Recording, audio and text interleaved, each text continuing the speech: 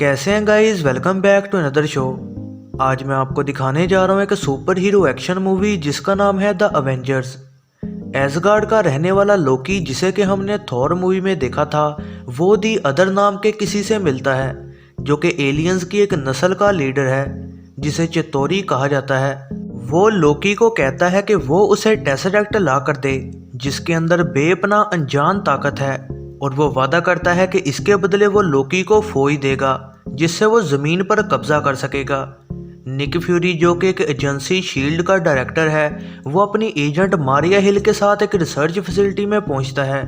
वो जाकर doctor Eric Selvi से मिलते हैं जो कि एक रिसर्च टीम के साथ टेसरेक्ट पर रिसर्च कर रहा था। फिल कोल्सन उसे एक्सप्लेन करता है कि इस ऑब्जेक्ट में से कुछ रेडिएशन निकलना शुरू हो गई है जो कि एनर्जी की अनयूजुअल फॉर्म है। टेसरेक्ट अचानक एक्टिवेट हो जाता है और वार्म होल खुल जाता है और इसके ज़रिए लोकी ज़मीन तक पहुंच जाता है। लोकी टेसरेक्ट ले लेता है और अपनी छड़ी का इस्तेमाल करके सैल्विज को अपना गुलाम बना लेता है। इसके अलावा क्लिंट बार्टन के साथ कई और एजेंट्स को भी अपना गुलाम बना लेता है ताकि वो सब उसकी भागने में मदद कर सकें। इस हमले की वजह से फ्यूरी फौरन अवेंजर्स को एक्टिवेट करने का कहता है। एजेंट नताशा रोमानोफ को कलकत्ता में भेजा जाता है ताकि वो वहां डॉक्टर ब्रूस बैनर को मना सके ताकि वो अपनी गैमा रेडिएशन एमिशन के जरिए टेसरेक्ट को ढूंढ सके।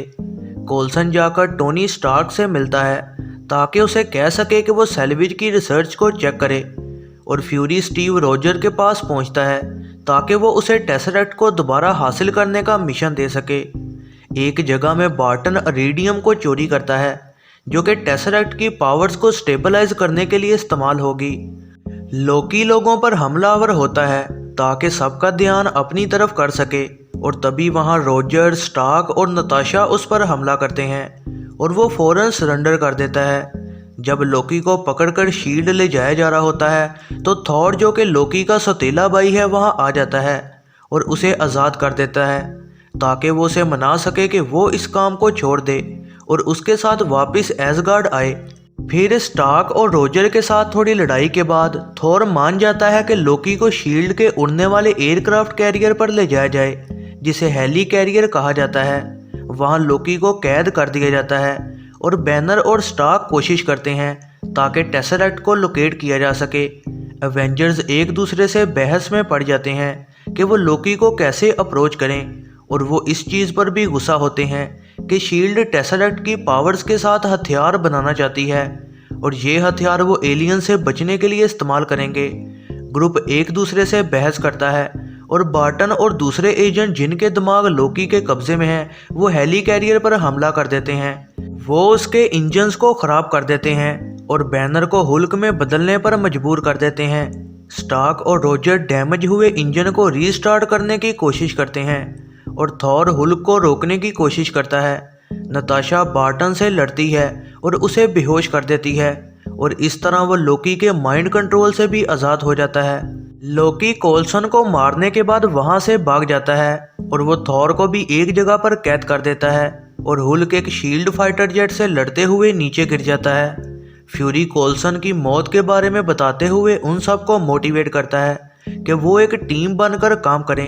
टोनी और रोजर को पता लग जाता है कि लोकी उन्हें बस हराना नहीं चाहता, बल्कि वो पूरी दुनिया के सामने उनसे मुकाबला करना चाहता है ताकि वो सबको साबित कर सके कि वो यहाँ का नया हुक्मरान है। लोकी टेसरेक्ट का इस्तेमाल एक डिवाइस के ज़रिए करता है जिसे सैल्विज ने बनाया है, और वो स्टार्क टावर के ऊपर एक दरवाज़ा खोल देता है जिसके ज़रिए स्पेस में मौजूद चितौरी फौज अब यहाँ आना शुरू हो जाएगी। वो एलियंस हमला करते हैं। अवेंजर्स न्यूयॉर्क सिटी की हिफाजत के लिए वहां आते हैं और लोकेट कर लेते हैं कि टेसरेक्ट कहां पर है, लेकिन उन्हें एहसास होता है कि वो इन सब को हरा नहीं पाएंगे क्योंकि एलियन फौज बढ़ती चली जा रही है और ज़मीन पर हमला करती जा रही है। ब्रूस बैनर वहां आ जाता है और अवेंजर्स के साथ मिल जाता है। फिर वो खुद को हुल्क में बदल देता है। एक साथ Steve Roger, Tony Stark, Hulk, Thor, Natasha Romanoff और बार्टन उन एलियन से लड़ते हैं और साथ साथ लोगों को भी वहां से निकालने में मदद करते हैं। हुल्क एक टावर पर लोकी को ढूंढ लेता है और उसे बुरी तरह से मारना शुरू कर देता है।